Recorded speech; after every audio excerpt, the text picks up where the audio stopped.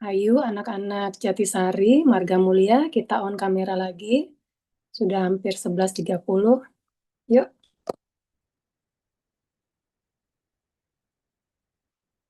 Marga Mulia.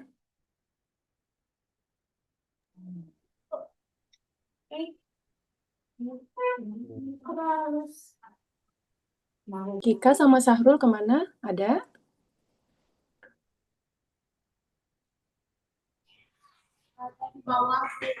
Iya. Imam, bisa Ibu minta duduk lebih baik nggak, Nak?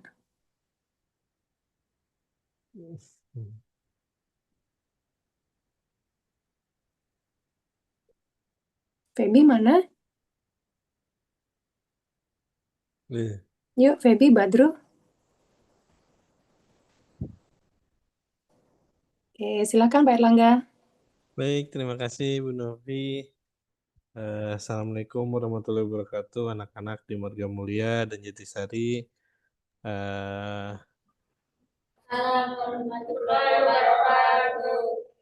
Mohon maaf minggu lalu tidak bisa hadir karena Bapak ada pelatihan ke SMA di Bandar Lampung. Jadi di Sumatera ini lagi bilangnya ngetren gitu ya, atau gini. Jadi pembahasan di Sumatera ini lagi banyak mengangkat isu kebencanaan bagaimana caranya mengenalkan mitigasi bencana ke sekolah-sekolah gitu ya. Jadi kalian yang masih muda-muda ini tahu ketika terjadi fenomena geologi gitu ya, atau misalkan fenomena gempa atau ke air bandang gitu ya.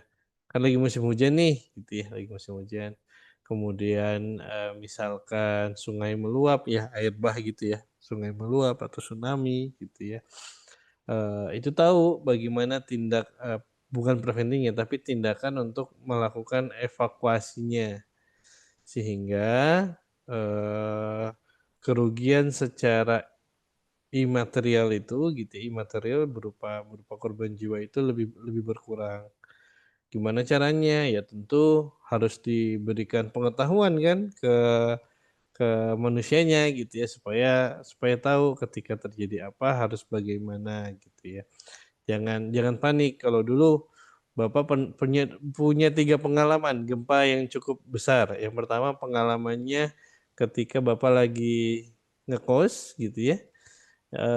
Terjadi gempanya cukup besar. Bapak tinggal di lantai 2 dan kosannya itu di atas bukit gitu ya, di atas bukit, bawahnya itu jurang. Jadi kurang lebih sekitar 10 meter atau 15 meteran itu langsung jurang. Di bawah jurang itu ada kuburan. Jadi ibaratnya kalau gempa kemudian longsor, walau alam ya gitu ya. Longsornya menuju ke arah barat kalau nggak salah, itu langsung masuk ke kuburan gitu, langsung turun ke kuburan. Jadi ibaratnya tinggal merosot gitu ya ke kuburan.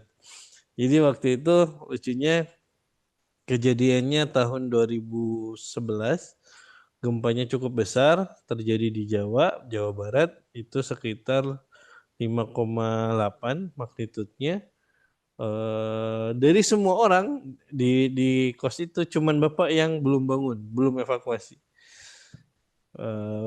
Bapak baru ngehnya itu ketika lemari itu tidak berdiri tegak, tapi dia kayak loncat gitu ya, loncat kanan kiri sehingga baru kebangun kok ribut gitu ya. Eh Sudah oleng ternyata, buka pintu kamar pun susah karena kan pintu sama bingkainya itu kan jadi kekunci ya. Jadi susah untuk dibuka. Nah, ketika sudah berhenti saya baru keluar gitu ya, Bapak baru keluar, teman-teman sudah di bawah. Kenapa pada ke bawah gitu ya kan? Semuanya keteriak gempa enggak gitu. Tidurnya keenakan. Makanya nggak kerasa gitu ya. Nah, itu tahun 2011 iya 2010 2011 lah. Kemudian yang baru di tahun 2023 kemarin gempa Cianjur, 2002-2023 kemarin gempa Cianjur. Bapak di lantai 5 di Kota Bandung. Itu yang Bapak lihat gedung itu nggak berdiri tegak. Jadi ini gedung nih, gedungnya tuh meliuk. Nah, opsi Bapak waktu itu ada dua opsinya Bapak. Pertama, apakah Bapak melarikan diri ke tangga evakuasi gitu ya. Tapi masalahnya adalah ketika mau ke tangga evakuasi itu saya harus melewati sekian banyak ruangan. Nah, permasalahannya adalah ketika melewati sekian banyak ruangan itu hanya difasilitasi, sorry, bukan difasilitasi, di apa ya, di bingkai atau di eh, apa ya, di slot atau gitu ya, di kotak-kotakin hanya dengan eh, kayu. Jadi kalau misalkan terjadinya dindingnya itu roboh, ya kayunya akan jatuh gitu ya. Dan itu ya akan berat gitu ya untuk evakuasi lagi. Jadi opsinya itu. Yang kedua, apa mau berdiam diri di lokasi gitu ya, di ruangan Bapak. Nah, dari sekian opsi itu harus mikirnya cepet. Ini mau gimana nih? Mau lari keluar atau gimana? Karena kenceng banget, guncangannya besar sekali gitu ya. Terasa di lantai 5 tuh benar-benar terguncang.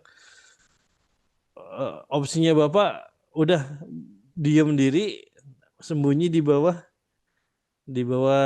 meja, tapi cari meja yang kokoh, mejanya yang dari besi. Nah, opsi itu yang Bapak lakukan gitu. Daripada Bapak lari jauh gitu ya ke keluar ruangan belum tentu aman dari dinding-dinding yang runtuh. Nah, hal-hal seperti ini kan sebenarnya eh, tidak diajari di sekolah gitu ya, kan tidak diajari di sekolah, tapi seharusnya kalian diberikan pemahaman atau diberikan sebuah pelatihan bagaimana eh, evakuasi atau tindakan ketika terjadi gempa itu atau bencana itu seperti apa baiknya.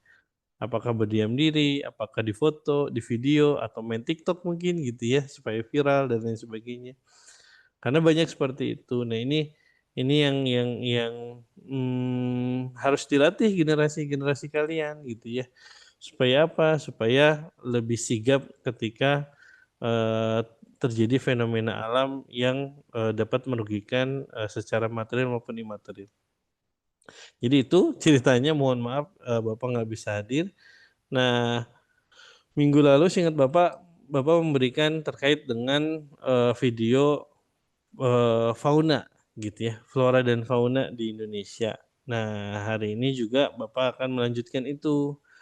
Meskipun secara kebidangan mungkin tidak relevan dengan bidangnya Bapak gitu ya secara menyeluruh, tapi Bapak akan mencoba menceritakan apa sih eh, kenapa kita harus harus mempelajari flora fauna di Indonesia. Ya kan namanya hewan sama aja gitu ya. Tikus di Sumatera sama tikus di Jawa kan sama bentuknya, abu-abu, ekornya panjang gitu ya. Kecoa pun sama, mirip kan kecoa yang di Sumatera sama Jawa pun sama, kecoanya sama. Tapi biasanya tiap lokasi itu memiliki ciri visio apa ya, maaf, memiliki karakter sesuai dengan daerahnya masing-masing. Tidak hanya secara makhluk hidup, manusia maksud saya. Tidak hanya manusianya, tapi binatang-binatangnya pun punya karakter yang berbeda antara tiap pulau. Kenapa? Karena tiap pulau itu memiliki pertama bentang alam yang berbeda-beda. Yang kedua, cuaca sama iklim berbeda. Yang ketiga, masalah makanan. Sumber makanannya juga berbeda-beda gitu ya. Nah, kalau misalkan sumber makanan berarti kan tergantung dengan kondisi floranya, misalkan gitu ya, floranya eh, pepohonannya seperti apa. Contohnya nih misal, duren, duren di Medan dengan duren di Lampung, meskipun di satu tanah Sumatera itu punya cita rasa yang berbeda. Durian di Medan itu jauh lebih kaya dengan rasa manis. Sedangkan di Lampung lebih banyak sepetnya. Makanya lebih cocok dijadikan sambal atau apa namanya cocolan rujak. Nah, itu itu biasanya jadi olahan durian durian Lampung tuh jadi olahan jadi tempoyak namanya. Nah, ketika durian ini dipindahkan ke Jawa, bisa tumbuh, bisa. Cuman karakternya akan berbeda lagi. Meskipun punya bibit bersumber yang sama gitu ya, itu akan berbeda karakternya. Nah, ini yang membedakan atau yang menjadi khas dari tiap daerah. Itu dari sisi buah-buahan. Dari sisi yang lain ada enggak? Contoh yang lain adalah misalkan beras. Beras di Padang sama beras di Sumatera Selatan atau Lampung gitu ya dengan beras Jawa itu berbeda. Kalau beras Padang tuh dia panjang-panjang. Jadi panjang cenderungannya buyar, apa tidak menempel satu sama lainnya.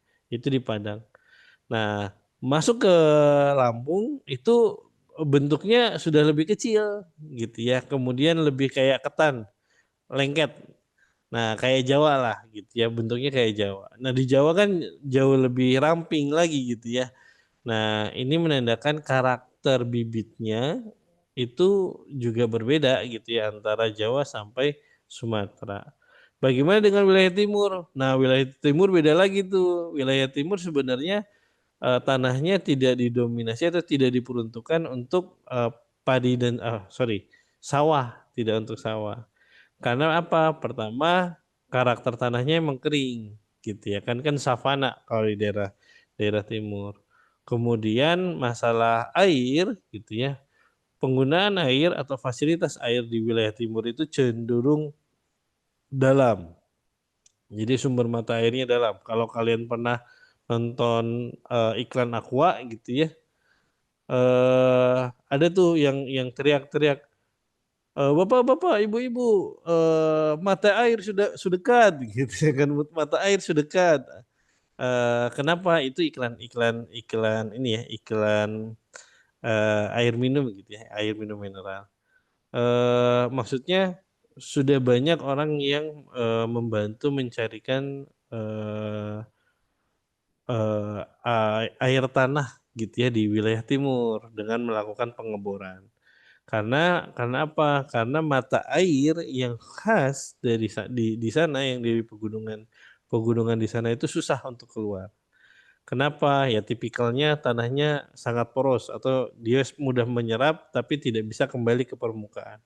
Itu yang menjadi permasalahan di wilayah Indonesia Timur sehingga kalau kalian pernah dengar atau kalian pernah lihat, sebenarnya orang-orang timur tuh makanannya cenderung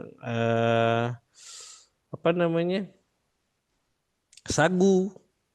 Nah, ini sagu teh apa ya? Aci, aci tapi lebih lebih gurih gitu ya. Nah itu daerah sana, daerah timur tuh, itu makanannya sagu, lebih sering ke sana makanannya. Bukan nasi, mereka tidak makan nasi es apa namanya kita yang di Jawa dan Sumatera. Mereka tuh makan nasi baru masuk tahun seingat Bapak sekitar tahun 9899 di mana program 4 Sehat 5 Sempurna itu berjalan serentak di Indonesia. Di mana program 4 Sehat 5 Sempurna ini yang pertama pokoknya adalah harus ada nasi. Nasi, lauk pauk gitu ya kan. Jadi harus ada nasi, lauk pauknya apa. Nah, padahal di sana nggak cocok untuk tanah persawahan dan tanah perpadian. Kenapa nggak cocok? Ya karena bentang alamnya. Karena alamnya bukan area yang tropis seperti di wilayah Indonesia dan Sumatera. Nah, hari ini kita akan nonton sedikit video gitu ya, pembelajaran terkait dengan fauna Indonesia, ya kan dari Sumatera, Jawa, Kalimantan Timur tuh bagaimana karakternya. Kenapa tidak ada migrasi atau perpindahan hewan dari wilayah timur ke wilayah barat, begitu pula sebaliknya dari wilayah barat ke wilayah timur. Contoh nih, contoh ya, contoh. Kalian pernah dengar komodo kan di Pulau Komodo? Kenapa komodo nggak berenang ke Bali? Kenapa cuman ada di Pulau Komodo? Padahal antara Pulau Komodo ke Lombok atau ke Bali itu jaraknya cuman 1 jam, 1 jam apa namanya kapal laut ferry. Ya itu kan dekat sebenarnya secara jarak. Tapi binatangnya nggak mau pindah. Binatangnya cuma mau di Pulau Komodo dan ke pulau terdekat pun mereka nggak mau. Mereka hanya maunya di Pulau Komodo saja. Nah ini kan menjadi sebuah pertanyaan, kok Komodo hanya terisolir atau hanya mau di pulaunya sendiri gitu ya. Nah itu salah satu contoh. Contoh yang lain misalkan harimau.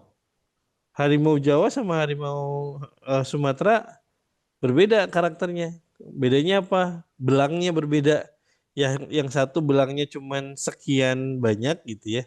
Yang satu lebih sedikit. Nah, tapi kalau karakter ganas, karakter apa namanya?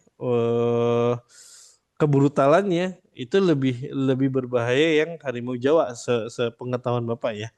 Bapak juga waktu itu cuman sekilas membacanya. Jadi yang Jawa itu lebih lebih lebih intens. Tapi potensi punahnya paling tinggi karena sudah mau punah, sudah habis ini. Nah, jadi kita akan nonton film gitu ya terkait dengan fauna. Nanti setelah setelah film ini selesai, baru Bapak membahas sedikit-sedikit bagaimana alasannya itu datang dari mana, apakah karakter dari hewannya atau karakter dari alamnya, gitu ya. Jadi kita kita nonton video dulu bersama.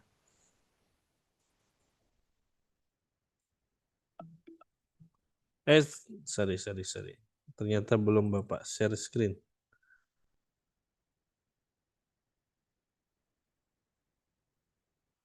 Biar kalian nggak ngantuk.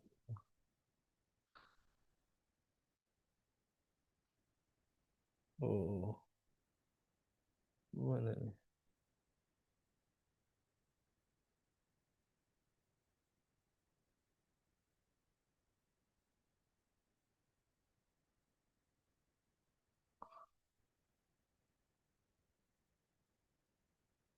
Oke.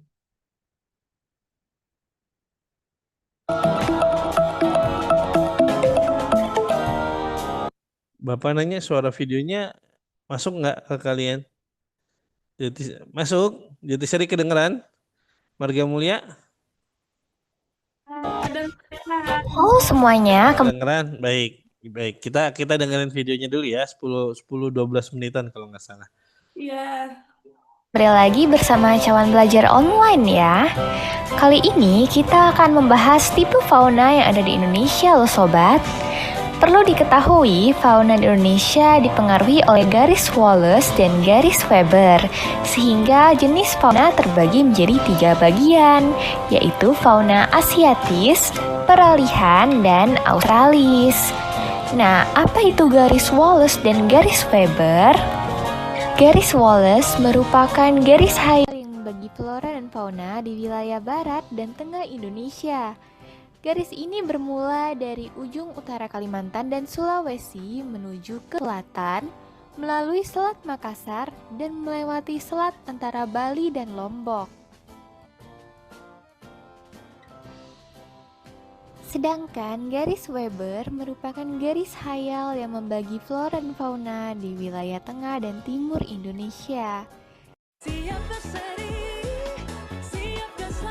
Iklan dulu. Maaf. Baru setengah jalan, batuk pilek membandel jadi halangan. Garis ini bermula dari ujung utara Kepulauan Maluku hingga sisi barat paparan Sahul menuju sisi timur Nusa Tenggara Timur. Nah, sekarang siapa itu Wallace dan Weber? Berikut informasinya. Alfred Russel Wallace merupakan naturalis sekaligus penjelajah, geografer, antropolog, biolog, dan ilustrator berkebangsaan Inggris. Beliau juga lah yang mencetuskan teori evolusi lewat seleksi alam loh sobat. Sedangkan Max Wilhelm Carl Weber merupakan seorang ilmuwan ahli ilmu hewan atau zoologis dan bioteknologi berkebangsaan Jerman Belanda. Lalu sekarang kita akan membahas apa saja fauna yang ada pada ketiga tipe wilayah tersebut. Yang pertama, fauna asiatis. Fauna asiatis memiliki ciri-ciri berupa banyaknya hewan menyusui dengan tubuhnya yang besar dan hampir tidak ada hewan menyusui berkantong. Kebanyakan spesies ikan air tawar dan kera, banyak spesies burung berkicau dibandingkan burung berwarna mencolok, dan fauna asiatis tersebar di wilayah Sumatera, Jawa, Bali, dan Kalimantan. Sekarang kita akan membahas apa saja fauna asiatis yang ada di Sumatera. Di Sumatera terdapat harimau Sumatera yang merupakan spesies harimau terkecil di dunia. Lalu ada juga reptilia kura-kura, kancil, gajah Sumatera. Selain itu ada juga beberapa jenis burung yaitu burung beonias dan totor Sumatera. Ada pula beberapa jenis primata seperti siamang, kera gibbon, orang utan, dan kukang. Selanjutnya kita ke fauna asiatis di Pulau Jawa.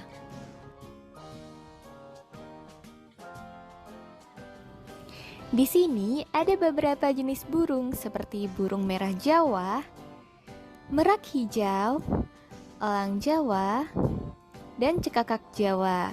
Selain itu ada pula luntur Jawa dan gelatik Jawa. Selain itu ada pula mamalia seperti macan kumbang, banteng, dan macan tutul. Lalu ada pula kancil pelanduk, terenggiling, dan kancil.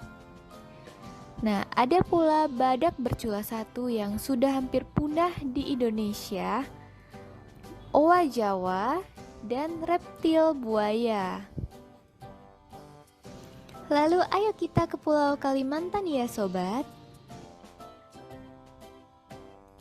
Di Kalimantan ini ada banteng, bekantan, orang utan, tapir, lumba-lumba, pesut mahakam, ikan arwana, dan beruang madu. Nah, sekarang kita lanjut ke Pulau Bali ya. Di sini ada burung jalak Bali yang merupakan burung khas dari Pulau Bali. Nah, sekarang kita akan membahas fauna peralihan. Fauna peralihan memiliki ciri-ciri sebagai berikut nih sobat. Yang pertama berupa jenis hewan endemis atau hanya ada di Indonesia. Lalu beberapa mirip dengan tipe Asia atau Australia. Dan fauna peralihan tersebar di Sulawesi, Maluku, Nusa Tenggara, serta pulau kecil di sekitarnya. Sekarang kita akan ke Pulau Sulawesi.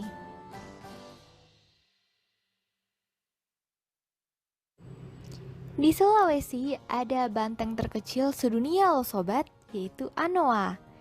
Anoa ini hanya ada di Indonesia loh. Lalu di Sulawesi ada juga babi rusa dan monyet seba. Selain itu ada pula burung maleo yang juga hanya ada di Indonesia. Lalu ada reptil kura-kura baning Sulawesi dan monyet hitam. Ada pula beberapa jenis burung seperti gagak Sulawesi, rangkong yang merupakan kerabat dari burung tukan. Lalu ada juga kang rakeng. Indofood Sambal Bangkok bikin banyak menu jadi seru, pedesnya chill, segernya real.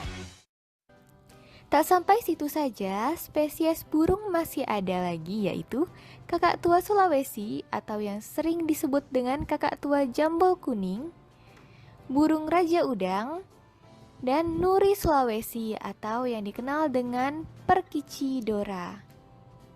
Di Sulawesi juga terdapat ikan duyung, tarsius, dan ular piton. Sekarang kita akan ke Pulau Nusa Tenggara. Di Nusa Tenggara terdapat komodo yang merupakan kadal terbesar di dunia. Lalu ada juga ular sanca timor, rusa timor, kura-kura leher ular, dan kuda Sumbawa. Selain itu ada pula elang tikus, cucok timur, dan burung madu matahari.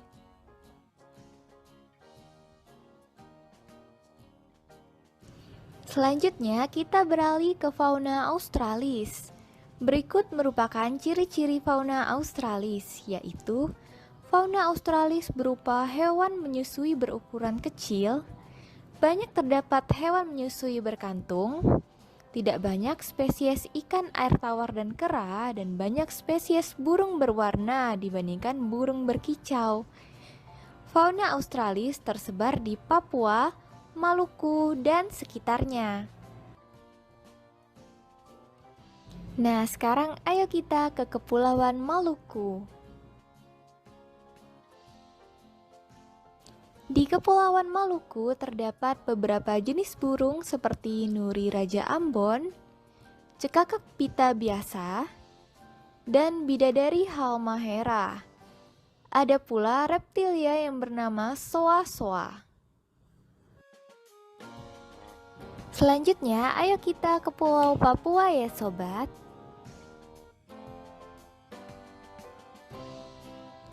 Di Papua terdapat beberapa jenis unggas berwarna-warni, antara lain kasuari, robin salju, burung cendrawasih, kakak tua raja, nuri kabare, dan perkici biak. Selain itu, ada pula walabi atau kanguru Papua, reptilia ular sanca hijau, kuskus, oposum, landak Papua, dan buaya irian. Nah, tadi kita telah membahas apa saja hewan-hewan yang termasuk fauna asiatis, peralihan, dan australis. Namun, di antaranya ada banyak hewan endemik yang terancam punah nih sobat. Antara lain ada orang utan, tarsius, harimau Sumatera, dan juga komodo. Selain itu ada juga badak bercula satu, cendrawasih, anoa, dan burung maleo. Untuk itu, kita harus menjaga kelestarian fauna di Indonesia. Gimana caranya? Antara lain adalah mendirikan Suaka Marga Satwa sebagai tempat melindungi hewan yang sudah langka, lalu membuat hutan lindung dan membuat penangkaran. Nah, selesai sudah video penjelasan pada hari ini. Kita jadi tahu apa saja fauna yang termasuk tipe asiatis, peralihan, dan australis. Selain itu, kita tahu hewan apa saja yang sudah hampir punah dan bagaimana cara melestarikannya. Semoga video ini dapat menambah pengetahuan kita semua ya sobat. Jangan lupa untuk like, komen, dan subscribe. Terima kasih dan sampai jumpa di video berikutnya.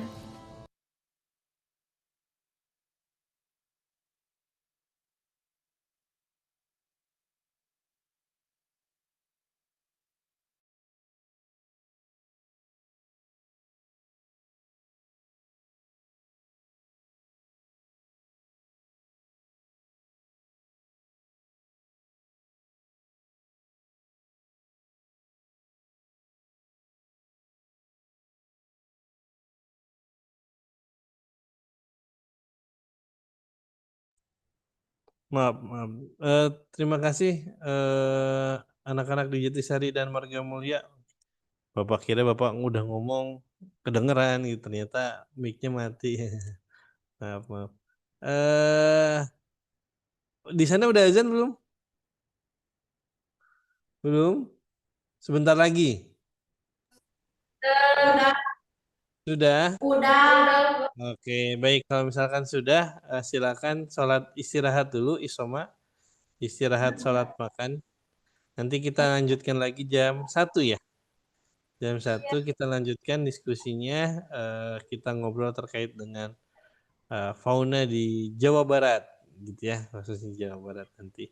Baik, terima kasih anak-anak. Nanti kita diskusi lagi. Bapak tutup dulu. Assalamualaikum warahmatullahi wabarakatuh. Selamat siang, selamat beristirahat dan makan siang. Waalaikumsalam warahmatullahi wabarakatuh. Siang, Pak. Udah pada lemes gitu. Digital.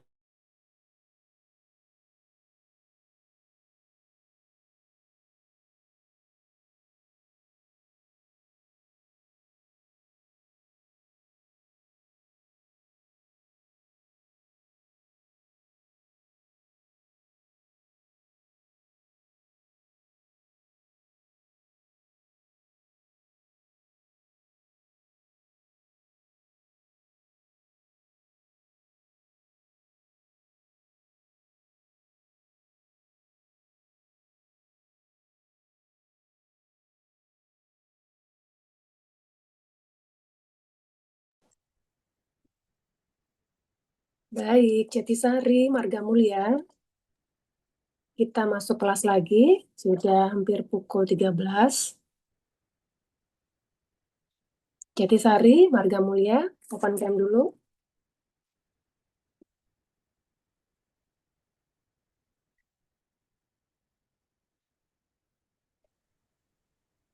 Tadi dengar cerita Pak Erlangga, kenapa Pak? Iya Bu, waktu kemarin kena gempa yang 2022 di Bandung, wah menarik jadi yang gempa Cianjur. Dampaknya kan signifikan di Cianjur ya. Nah, kalau sebenarnya pertanyaannya kita biasanya yang di dunia bencana diajarin mitigasinya. Tapi tidak dengan evakuasinya, Bu. Iya, betul. Kita diajarin cara mitigasinya, evakuasinya belakangan. Itu kejadian beneran kan kita kelabakan. Iya. Dan hampir semua orang tidak siap ya dengan itu ya. Benar sekali. Semua orang banyak yang tidak siap. Bahkan kampus sekelas, mohon maaf, ITB pun panik ketika terjadi gempa itu dan tidak punya titik-titik apa ya evakuasi yang memadai ya, atau misalkan zona evakuasi atau berkumpulnya malah di belakang gedung tinggi. Kan lucu. Gimana kalau roboh gedungnya? Roboh ya. Jadi bukannya aman malah bisa mencelakakan gitu ya kan, atau yang lucunya di salah satu gedung di ITB itu tangga evakuasinya itu bukan di dalam gedung tapi di luar gedung, Bu. Jadi ada tangga di luar gedung, dia tidak punya jaring-jaring seingat saya, atau punya jaring ya saya lupa, pokoknya dia posisinya di luar gedung. Tangganya tangga ya, mungkin Ibu tahu tangga evakuasi yang besi ya. Iya, yang besi kayak gitu ya. Itu secara teknikal tidak cocok untuk evakuasi, apalagi evakuasinya gedung bertingkat lebih dari 5 lantai. Kenapa? Secara safety bisa jatuh langsung ke tanah gitu ya, karena kan dia di luar gitu ya. Iya, orang buru-buru, dorong-dorongan ya. Benar. Kurang serius ya. Benar. Jadi kita negara yang banyak terjadi bencana, banyak proses mitigasi, tapi ketika belajar untuk evakuasi itu nihil gitu. Ilmunya nol di situ. Ya ini aja sih Bu, maksudnya sedikit segelintir apa namanya keresahan kami juga yang di wilayah Sumatera, karena kan dekat laut ya. Kalau yang namanya tsunami sekali Krakatau kayak kemarin 2018 aja dampaknya bisa 600 orang meninggal di Jawa sama di Sumatera. Itu kan bukan hal yang sepele sebenarnya. Tapi sayangnya kita masih ya gitu, masalah bencana tuh kejadian baru rame. Nggak serius menilai nyawa manusia ya. Benar. Jadi hanya angka statistik aja Betul. di data BPS gitu ya. Kasihan ngeliatnya. Oke, Jatisari, teman-temannya sudah ada nak? Marga Mulia, silahkan kalau Pak Erlangga mau mulai. Baik, terima kasih Bu Novi. Bapak kembali ke materi gitu ya. Tadi sudah diceritakan ada beberapa, sebentar, Bapak share screen-nya via ini. Semoga sudah terlihat ya. Nah, jadi Bapak sedikit membahas terkait dengan fauna, keberagaman fauna di Indonesia. Kenapa banyak sekali jadi gini, kita sudah banyak mengidentifikasi jenis hewan dan di mana dia letaknya gitu ya. Tapi itu kalau berdasarkan data gitu ya, kemungkinan jumlah hewan yang sudah diidentifikasi itu baru sekitar 30-40% untuk di daratan. Sedangkan untuk di laut atau di perairan itu tidak sampai 20%. Jadi masih banyak binatang yang belum teridentifikasi dengan baik atau belum diberi nama gitu ya, baik itu namanya secara nama. Mungkin tadi sama Bu Rosi kan ada nama apa Latinnya gitu ya, atau nama daerahnya di mana gitu, sehingga diberikan nama hewan itu berasalnya di mana. Nah, sehingga banyak yang melakukan pengamatan atau observasi terkait dengan hewan-hewan ini gitu ya, terutama di Indonesia. Karena di Indonesia ini ada satu wilayah atau ada satu zona di mana hewan di barat itu tidak berani ke timur, hewan timur juga tidak berani ke barat. Nah, seorang geolog, beliau juga biologis gitu ya. Kemudian beliau juga adventure gitu ya, suka ke lapangan. Pada masanya sebelum Indonesia merdeka, seingat saya tahun 1930-an, beliau itu datang bersama dengan rekannya Weber melakukan pemetaan atau melakukan identifikasi fauna di Indonesia itu seperti apa, dan membagi menjadi 3 buah tipe. Tipe pertama mungkin yang tadi Lagi sudah bersama cawan belajar disampaikan. bagian, yaitu Nah, ini dia. Jadi ada zona peralihan, zona Asiatis, yang tengah itu peralihan, gitu ya. Yang tengah ini peralihan, kemudian yang bagian timur ini memiliki karakter Australia. Kenapa seperti ini, gitu ya? Kalau berdasarkan bentuknya, fisiografi pulaunya, karena pertama Indonesia itu terbentuk dari pulau-pulau kecil yang tersebar gitu ya. Dulunya Jawa itu ada di selatannya Australia, Kalimantan itu di Eropa gitu ya, bukan Eropa. Ke atas itu mungkin sekitar Jepang, Korea, Thailand gitu ya, masih bareng di sana. Sumatera pun masih di sana. Kemudian Sumatera, Sulawesi juga masih di atas gitu ya. Sebagian ada di bagian Australia. Nah, ini berkumpul yang Bapak ceritakan di awal yang bahan litosfer ya. Si tanahnya itu bergerak kemudian berkumpul di di Indonesia gitu ya. Nah, dan dulu posisinya adalah antara pulau Indonesia, Kalimantan, Jawa, sama Sulawesi itu tidak ada laut, tidak ada air di sana. Makanya disebutnya sebagai tanah yang besar. Nah, tanahnya disebut Sundaland Sundalen itu tanah Sunda yang panjang. Kenapa disebutnya Sunda? Nah, jadi peneliti ini itu namanya Wallace gitu ya, dia melakukan sebuah pengamatan gitu ya dari Asia, kemudian Asia tuh India ya, India, kemudian ke Vietnam, Kamboja, kemudian ke Singapura, Malaysia, kemudian ke tanah Sumatera, Jawa, Kalimantan. Mereka menandai area-area ini itu punya karakter yang sama, karakter manusianya yang sama, yang disebut Sunda. Sunda itu kalau dari bahasa Wallace, Sunda itu karakter orang yang ramah, yang lembut, yang interaksinya itu ya murah senyum lah ibaratnya gitu ya, dia orang yang murah senyum.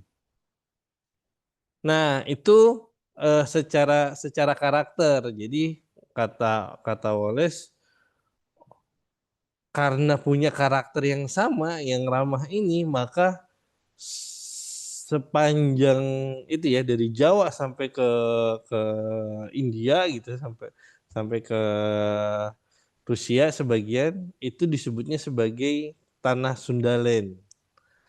Nah, kalau dari kita kan di pelajaran sejarah mungkin pernah mendengar juga masalah kerajaan Pajajaran yang wilayah eksposur kekuasaannya itu cukup luas gitu ya.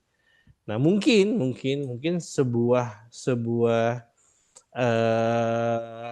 ada kaitannya gitu ya antara kekuasaan Pajajaran juga dulu terhadap bentuk karakter dari orang-orang yang ditemukan di daerah tersebut, makanya disebutnya sebagai Sundalen. Mungkin seperti itu. Jadi ada beberapa reasoning ya. Yang ini yang perlu dibuktikan. Nah, siapa yang membuktikan? Kalau bukan kita, siapa lagi? Karena kan kalian, Bapak gitu ya kan, dan guru-guru yang lain kan secara umum ya kita tinggal di Indonesia gitu ya.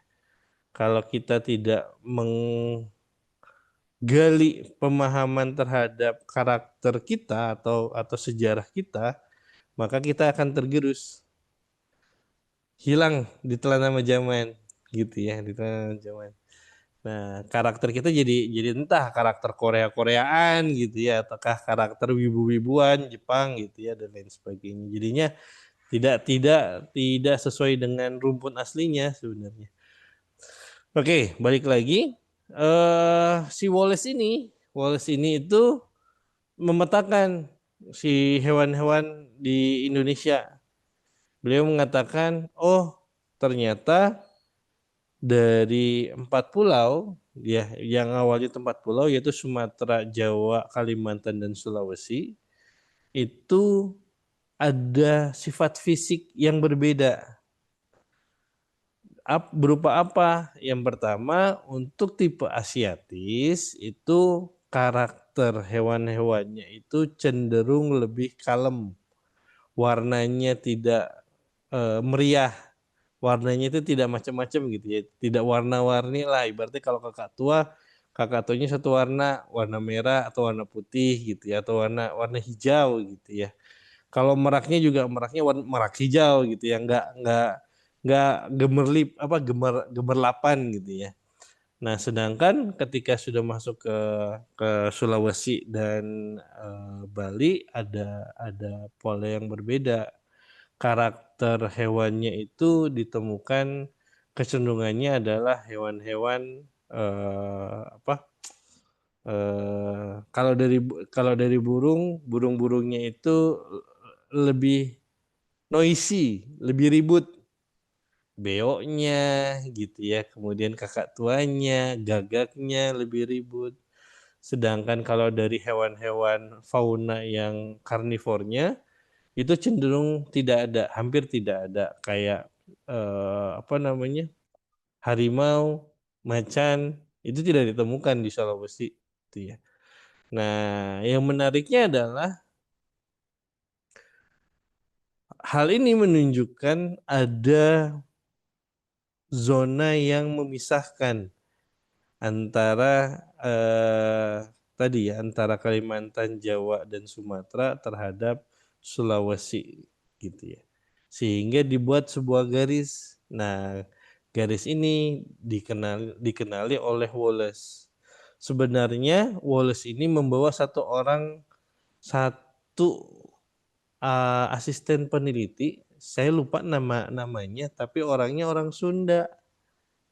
Jadi orang Sunda gitu ya, orang Sunda berdasarkan catatan sejarahnya itu eh, ikut menemani Wallace jalan-jalan untuk memetakan binatang, dan itu namanya tidak disebutkan di dalam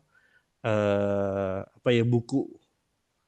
Jadi buku yang publish atau buku yang terbit terkait dengan flora dan fauna Indonesia itu hanya tercatat Wallace. Nanti diteruskan oleh Weber itu ininya muridnya. Nah, Weber itu muridnya gitu ya. Nah, jadi kenapa tidak disebutkan orang Sunda ini? Dikatakan bahwa orang Sunda ini itu hanya pembantu peneliti, tidak memiliki background pendidikan yang baik, tidak memiliki strata pendidikan, maksudnya ijazah yang jelas, sehingga nama beliau tidak dicantumkan, katanya seperti itu. Jadi kalau dulu orang-orang Eropa atau orang-orang Barat itu memberikan sebuah strata atau sebuah kejelasan, oh kalau misalkan orang yang berpendidikan itu yang sekolah dari tingkat SD, SMP, SMA, kuliah gitu ya. Kemudian diberikan gelar. Nah, itu nanti kalau sudah punya ijazah itu, maka dia berhak tuh menerbitkan atau membuat buku misalkan, atau mencari penemuan lah. Sehingga orang-orang Sunda ini nggak dianggap karena tidak sekolah formal. Padahal secara penjelajahan atau adventure-nya, orang Sunda ini tercatat dalam recordnya gitu ya, itu membantu dalam membantu menemukan, oh kalau misalkan kamu mau nyari merak, adanya di sini loh. Kalau mau nyari macan kumbang di sini loh, atau macan tutul di sini loh gitu ya. Kalau harimau itu beda loh bentuknya antara harimau Sumatera sama harimau Jawa. Nah, itu beliau yang bantu menemukan malah. Jadi tapi karena sejarah beliau tidak memiliki strata pendidikan yang baik, yang jelas tidak dicantumkan nama beliau. Nah, begitu pula Weber. Nanti nextnya adalah si Weber ini nih. Ini Weber juga melakukan hal yang sama. Jadi dia membawa orang Sunda untuk mengelilingi bagian timur dari Indonesia. Ternyata di wilayah timur itu binatangnya cenderung lebih variasi warnanya. Ada cendrawasih gitu ya kan, ada elang Papua, ada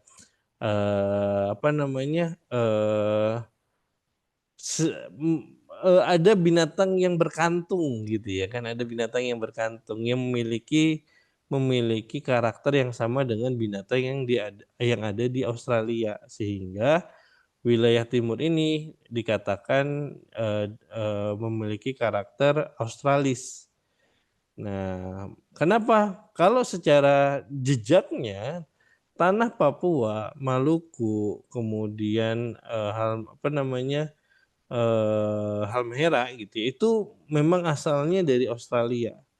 Sehingga mungkin ketika pergerakan tanahnya itu ke arah Indonesia, fauna-fauna ini itu masih ada, sehingga karakternya memiliki kemiripan yang sama dengan yang di Australia.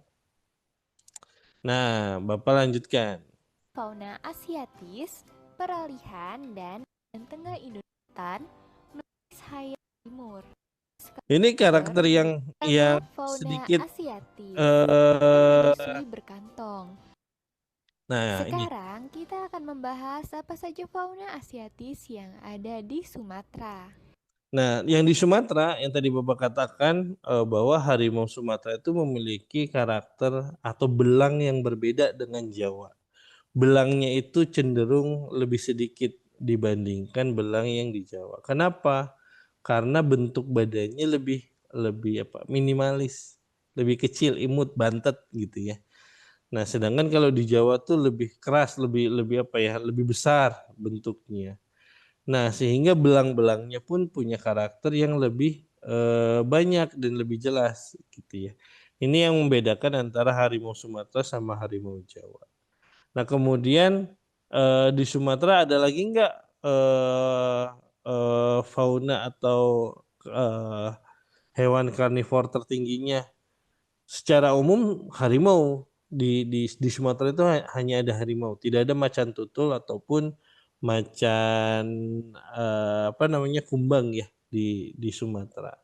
Nah, macan tutul dan macan kumbang itu baru muncul bukan muncul, adanya hanya di Jawa, terutama daerah Jawa Barat ke Jawa Tengah. Nah, kalau di daerah kalian di Jatisari sama Marga Mulia atau mungkin agak Garut ke atas dikit gitu ya, eh, apa namanya eh, Wayang Windu, Kamojang gitu ya. Di daerah sana hewan karnivornya itu yang masih ada adalah macan kumbang.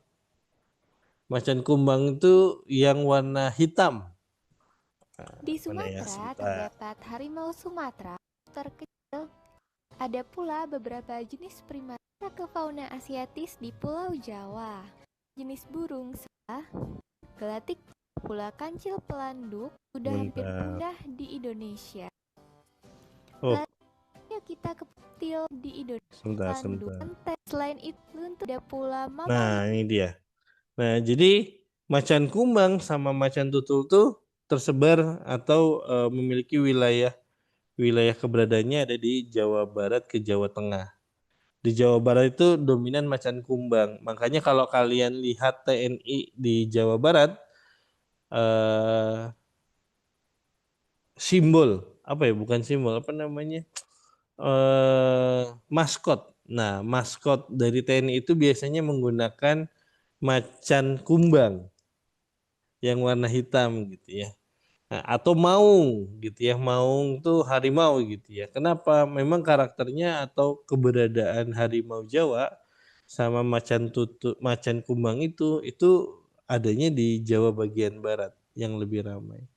Nah, 2015 2016 itu ada teman Bapak yang sedang inspeksi di daerah Garut Kamojang, Kamojang Wayang Windu, inspeksi pipa geotermal gitu ya. Sedang inspeksi jalan, kemudian dia menemukan ada macan kumbang lagi tiduran di atas pipa. Nah, macan kumbang ini punya karakter, dia berani kalau ketemu sama orang, berbeda dengan macan tutul. Kalau misalnya macan tutul tuh ketemu sama manusia dia lari atau sembunyi. Tapi kalau macan kumbang ini dia berani gitu ya, berani nantangin. Apalagi warnanya hitam, jadi kamuflasenya nggak susah kelihatan gitu ya. Nah, bayangkan kalau lagi jalan-jalan tiba-tiba ketemu macan gitu ya. Nah, ini kan sangat-sangat bukan dramatis ya, menakutkan kan jadinya karena kan hewan-hewan karnivor gitu ya. Nah, ini itu masih ada di daerah Kamujang sama sama Wayang Windu. Macan kumbang itu banyak di sana. Jadi kalau misalkan kalian pernah dengar atau kalian pernah eh, nanti akan ketemu orang, wah kalau ada pembangkit listrik tenaga, ada eksploitasi pembangkit listrik tenaga panas bumi, maka hewan flora dan faunanya, flora faunanya akan hilang atau akan disingkirkan karena akan ada pembabatan hutan dan lain sebagainya. Statement itu salah. Karena kalau pembangkit listrik tenaga panas bumi, kita malah membutuhkan kondisi real, kondisi nyata dari area tersebut. Bagaimana pepohonannya, bagaimana kondisi tanahnya, itu kita manfaatkan. Yang dibutuhkan adalah sebuah area untuk mengkonversi tenaga panas bumi yang awalnya uap dan temperatur yang tinggi diubah menjadi tenaga listrik. Kita cuma butuh sekian hektar untuk diubah menjadi kantor atau menjadi gensetnya lah gitu ya. Nah, sedangkan area sekitarnya itu akan dibiarkan tetap lestari karena tenaga panas bumi itu tidak kotor energinya, tidak membutuhkan eksploitasi berlebihan atau perusakan alam secara berlebihan seperti menggunakan dinamit dan lain sebagainya. Oleh karena itu sangat salah ketika adanya pembangkit listrik tenaga panas bumi malah merusak, itu salah. Jadi itu sering Bapak temukan menjadi masalah sosial di masyarakat di sana, terutama LSM yang yang berkecimpung di bidang pelestarian binatang ya. Itu selalu berkomentar paling kencang. Tapi nyatanya salah gitu. Itu contoh aja untuk yang di wilayah Kamojang dan Wayang Windu. Nah, langsung Bapak ceritain lagi. Di Jawa ada satu binatang yang sangat-sangat khas dan dia hampir punah yang disebut sebagai badak bercula satu. Badak bercula satu ini seingat Bapak, tinggal 25 spesies aja. Tinggal 25 spesies dan itu dalam kondisi sedang dilestarikan atau sedang dijaga gitu ya keberadaannya. Kenapa? Karena dulu badak bercula satu ini diburu untuk tanduknya. Tanduknya itu dianggap sebagai obat, sama seperti gajah. Gadingnya dianggap sebagai obat, padahal tidak ada khasiat sama sekali. Nah, itu yang di Jawa. Karakternya seperti itu. Gimana dengan yang ada di Kalimantan? Kalimantan malah cenderung tidak memiliki karakter binatang yang buas. Harimaunya itu cenderung tidak ada. Yang menarik malah di wilayah di fauna airnya gitu ya. Fauna airnya itu ada ikan yang khas yang hanya ada di Kalimantan, yaitu arwana. Ini ikan yang bisa tumbuh atau bisa hidup sekian puluh tahun. Dengan kalau range harganya, kalau misalkan warnanya terang gitu ya, itu range harganya bisa dari harga ratusan ribu bibitnya sampai sekian puluh juta gitu ya. Makanya kalau kalian pernah mendengar atau nonton YouTube yang koleksi arwana gitu ya, ya mereka memang melestarikan arwana karena tipe karakter arwana, warnanya sama karakternya yang ganas gitu ya ketika ketemu sama makanan serangga gitu ya yang makanannya. Nah, di Kalimantan juga ada lumba-lumba yang masuk ke Sungai Mahakam, makanya disebutnya lumba-lumba Mahakam atau disebutnya pesut Mahakam gitu ya. Karena masuk ke sungai. Nah, masuk ke wilayah peralihan, ada yang menarik yang disebut sebagai fauna yang menarik adalah jalak Bali. Ini hanya ada di Bali aja. Warna burungnya yang awalnya di Jawa itu cuma satu warna, misalkan ya warnanya gelap-gelapan, agak gelap-gelap, kayak merak hijau, kemudian gagak hitam. Masuk ke wilayah tengah, faunanya itu berubah menjadi terang, agak-agak terang. Jalak burungnya jadi ada yang warna putih gitu ya. Kakak tuanya itu ada yang merah, hijau gitu ya. Nah, jadi karakternya udah berbeda tuh. Nah, ini datangnya dari mana? Apakah dari Bali? Dari Bali saja? Enggak, sebenarnya ini merupakan burung yang bermigrasi dari selatan, yaitu dari Australia naik ke utara gitu ya, ke zona tropis. Nah, salah satunya adalah Jalak Bali gitu ya. Apakah Jalak Bali bisa ke selatan? Secara umum tidak. Kenapa? Karena tadi burung itu punya magnet supaya dia mencari ke daerah yang cocok untuk dia, badannya dia. Jadi dia terbang hanya mengandalkan orientasi magnet tersebut. Jadi di kepalanya tuh sudah kayak dibuat sebuah koordinat. Oh, aku nih cocoknya tinggal di daerah bentuknya kayak gini nih gitu ya. Jadi dia pindah tuh ke sana. Sama kayak kita nih manusia. Oh, orang pegunungan belum tentu cocok tinggal di daerah dataran rendah atau pinggir laut. Kenapa? Secara temperatur lingkungannya berbeda. Yang awalnya dingin karena di pegunungan, tiba-tiba tinggal di laut yang panas gitu ya, haradang gitu ya kan. Jadi karakter badannya akan berubah tuh. Nah ini tidak hanya manusia yang seperti itu, binatang pun punya karakter yang sama. Oh, satu lagi, ini salah satu bukan binatang ya, tumbuhan yang punya jenis punya kekhasan dari Indonesia, yaitu tumbuhan Rafflesia atau disebut sebagai bunga bangkai. Nah, bunga bangkai ini itu hanya muncul di Pulau Sumatera. Tapi per tahun 2014 seingat saya atau 2017 bunga bangkai ini ternyata tumbuh juga loh di Jawa.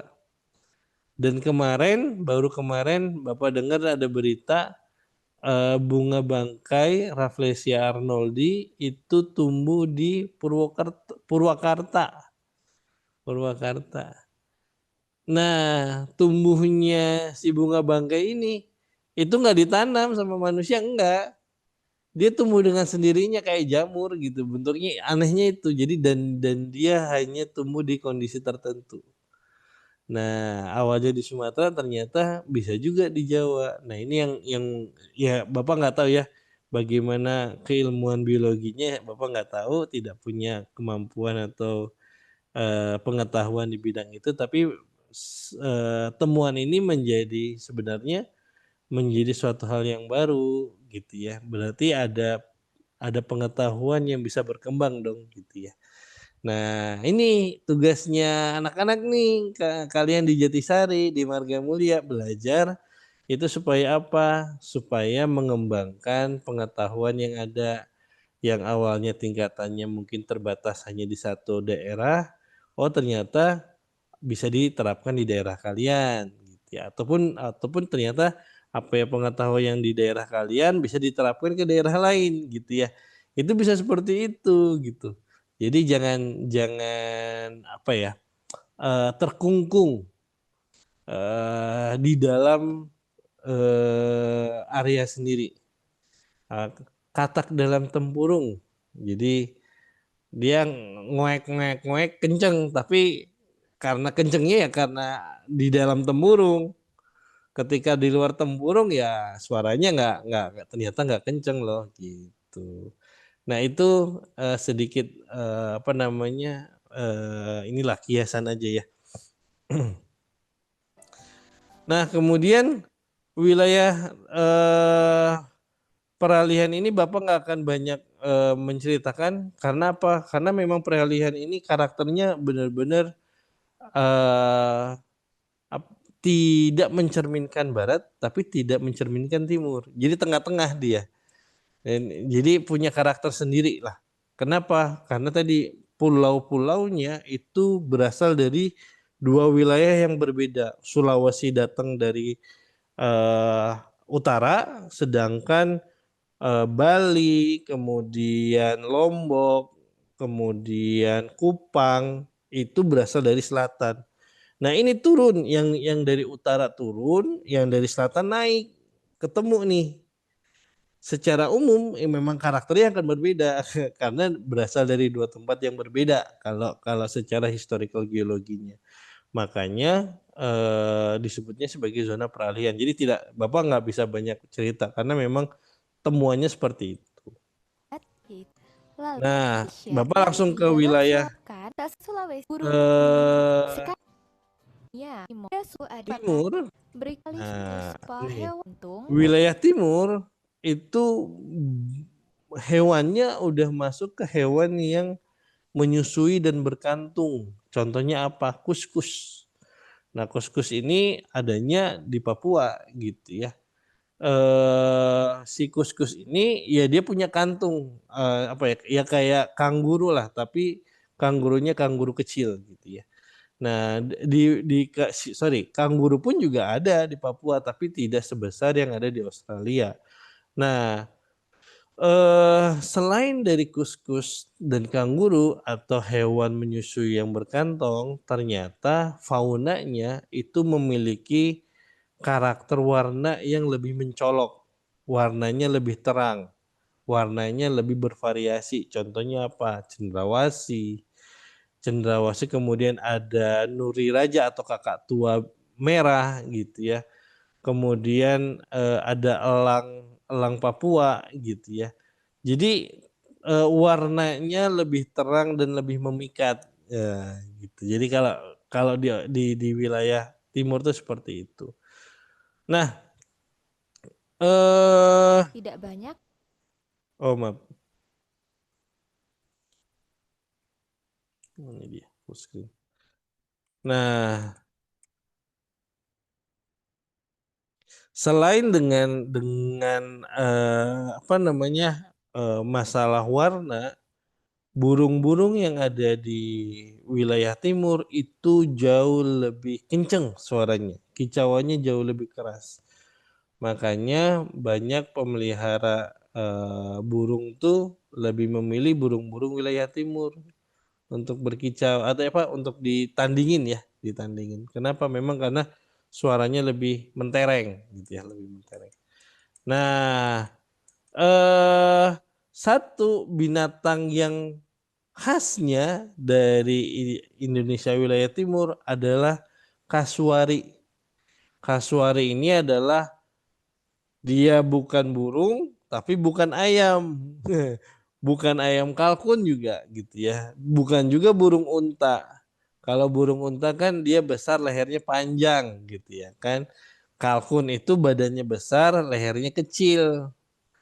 Nah, kasuari itu badannya besar, kakinya panjang, lehernya kecil. Nah, jadi ini khasnya Papua. Nah, burung kasuari ini salah satu burung yang mematikan karakternya. Kenapa?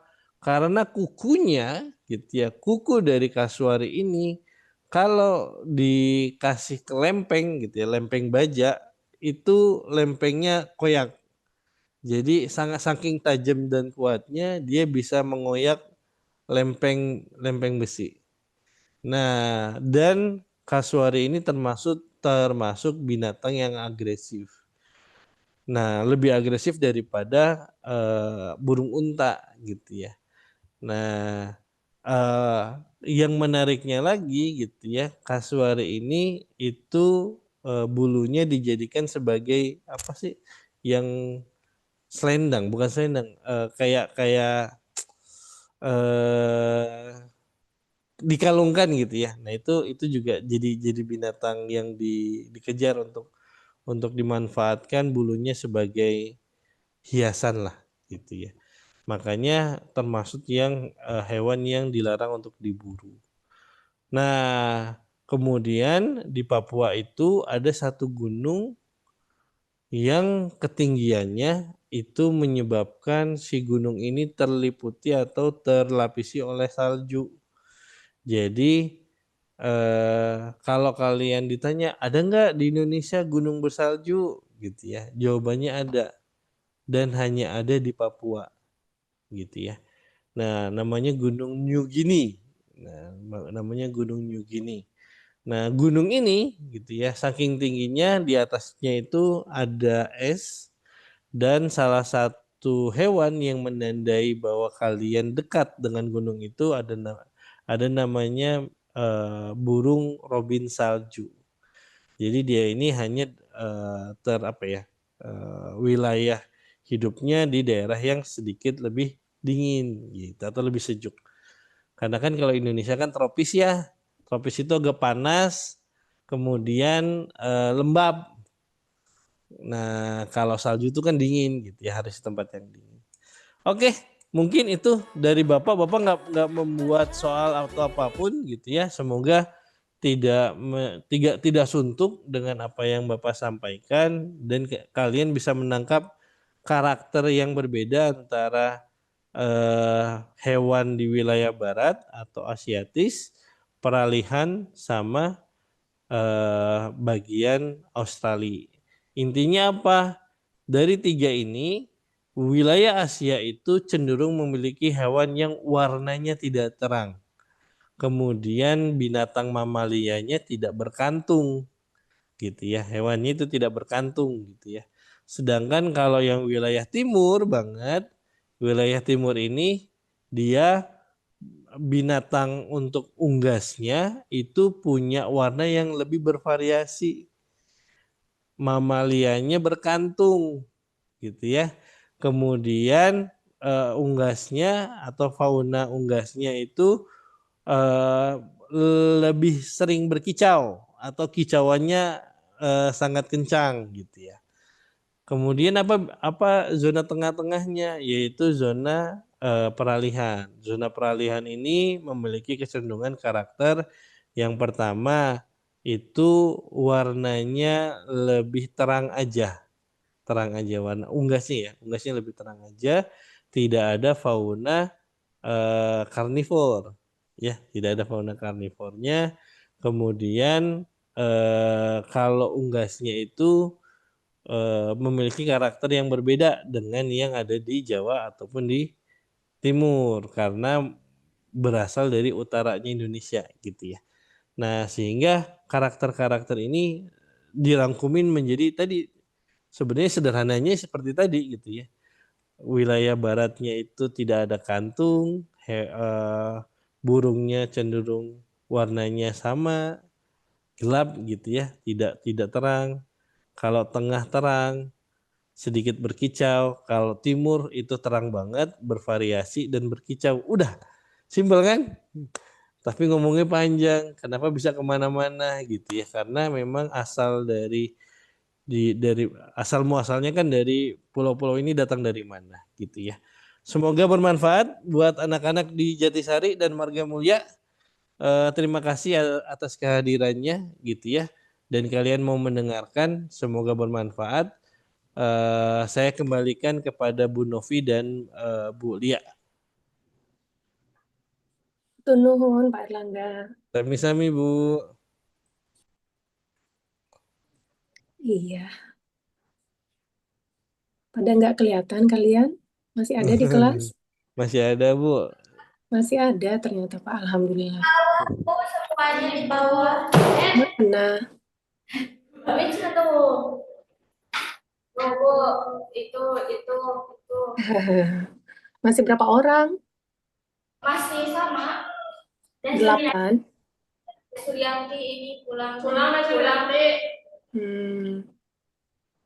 Kika sama Sahrul masih ada? Ada aku.